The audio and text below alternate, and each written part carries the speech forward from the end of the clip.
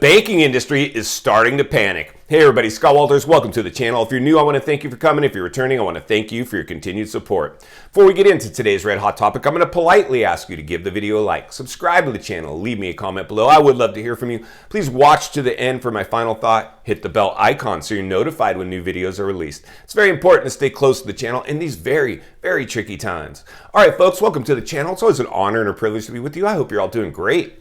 Buckle up and strap in. I got a hard-hitting pull, no punches, no sugarcoating it, no rainbows and sunshine. I'm just going to give it to you and give it to you straight. And folks, the banks are now warning us of trouble ahead. This is insane, the stuff that we continue to have to deal with this insane housing market. Like I've said before, and if you're new, please subscribe right away. The window is shrinking. It is time to buckle up and strap in if there ever was one. This is a forward-thinking, critical thinking channel. I invite you to be part of it. Many good people here, many good people commenting in the comment section, helping each other. Iron sharpens iron. We have to stay centered and surrounded with like-minded people. I'm doing my best to get you ahead of the curve. And friends, when JP Morgan, Jamie Dimon, the CEO of Chase Bank, is now shouting from the rooftops, trouble is coming, brace for it. His exact words, brace for it. To the industry. And listen, friends, I mean, it doesn't take a rocket scientist to figure this one out. We're going to have blowback from the pandemic and the stimulus measures, i.e., more specifically, the overheated housing market. The housing market is the biggest asset class that we have. If we lose the housing market, guess what happens? We lose everything. Our economy will tank. Unfortunately, because it was artificially stimulated and turned into a runaway train that came off the rails, the can got kicked down the road way too long. Now we can't pull the reins in on this thing. It's a two-headed monster and it's out of the cage. So the reality is now it's going to be clean up on aisle 6. The only thing we can do to calm the economy down is potentially let the markets crash. And the federal government has said as much, is there's going to be pain ahead. They're just politely saying if this market, not if, when, for me, it starts to crash, they're not going to send the plunge protection team in to do a full effort cleanup because they can't. We're out of options. We've thrown everything in the kitchen sink at this one. There's nothing left we can do. This is a global pandemic, and this all comes back to the pandemic. Not for the pandemic, we're not even talking today. I don't even have a channel, more than likely, at least not one like we have here today.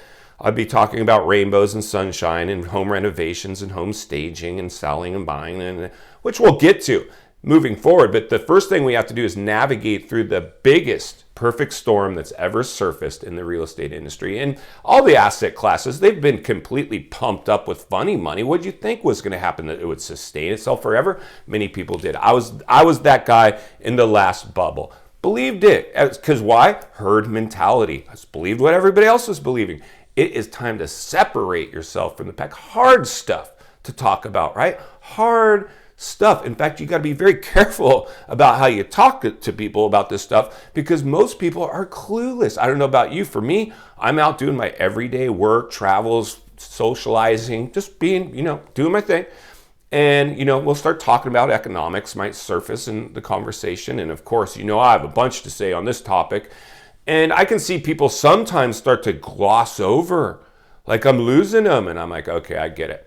And, I just have to continue to stay in my lane, do my thing. But there's a lot of people that do get it. And unfortunately, it is a small percentage. So I'm really nervous about how this one, I've always said, this comes down to the psychology of people, the psychology of sales. And as a trained salesman, I know how it is. Once people make up their mind to buy, they're buying. Once people are out, they're out. It's just the way it is. So we're going to see this complete flip-flop from buyer herd mentality to seller herd mentality.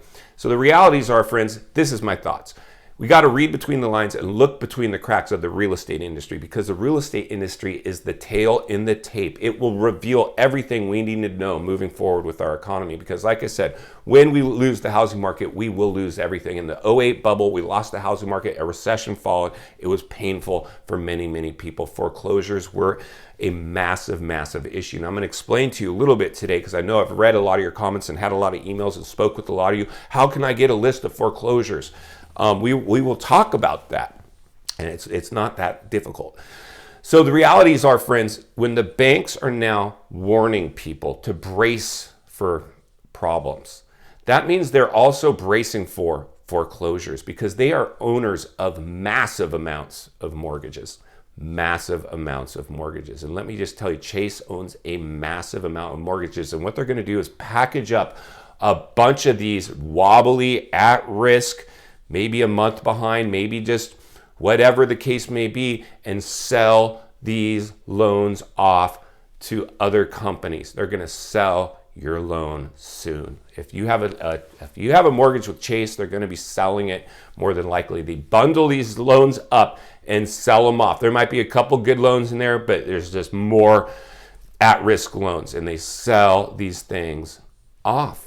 And so when the banks start to warn, when Jamie Dimon of JP Morgan Chase warns of trouble ahead, what he's really telling you is basically, if you read between the lines and look between the cracks, forward thinking, critical thinking, ahead of the curve, is that foreclosures are in fact coming. We're probably, if I had to guess, we're going to give some time frames. I reported by this summer, we're going to see a spike in listings. We're seeing that. I said by the end of the year, Christmas time, it's probably recessionary pain dominating the headlines. By the end of the year, it could be, in fact, a race to the bottom with the real estate market. By next year, probably a year from now, by next summer, I believe the foreclosure crisis, unless something comes out of left field and just spooks and shocks these markets, by next summer of 2023, there's a good chance foreclosure crisis could be in full effect. And that would be the time that you would want to start targeting foreclosures if your income and credit score is still intact. So stay close to the channel, because I'm going to help you all with that. In final thoughts today, friends, I come to you as a friend, as a content creator, as a real estate professional, somebody who wants to see you not only win in real estate, win in life. I know getting ahead of the curve, being critical thinking, admitting, there's a problem. The first step of getting past a problem is admitting there's a problem. We have a big problem. It was just a crisis. Every generation has always had a crisis delivered. This is ours. It's providing its blowback right now. We have to be very, very careful how we respond, act, and talk to in these times. It's very, very important. Try to stay, like I say, hope for the best, expect the worst. Hopefully we come out somewhere in the middle. Try to remain as level-headed as possible. It's going to be what will be needed to navigate through this. By next summer, you're probably seeing a bunch of foreclosures hit the market, and don't worry, you won't have to get a list. There'll be signs everywhere, and it'll just be an agent like me handling a foreclosure, and people will be begging you to come, please take a look at this foreclosure. It's not going to be all frills, staged, looking immaculate, a line down the street, open houses.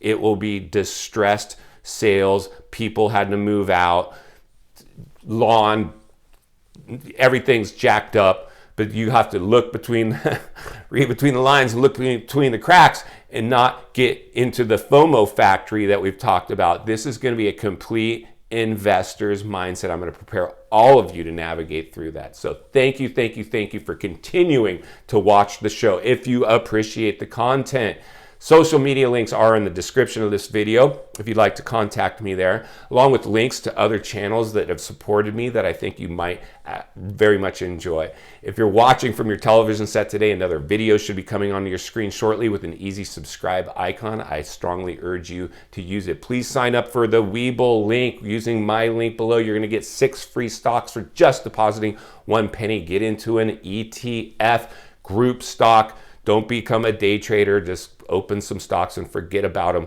There's going to be amazing opportunity in there as well. We have specials from EKSTER, a smart wallet. So if you lose your wallet, you can simply track it with your phone. Forbes calls it the most successful smart wallet in the world. Realthy for real estate professionals, where you can get commission for any goods and services your clients use after the sale. A great offer from them. Thank you to all of them, but a bigger thank you to all of you. Please go make it count today. I'll see you on the next video.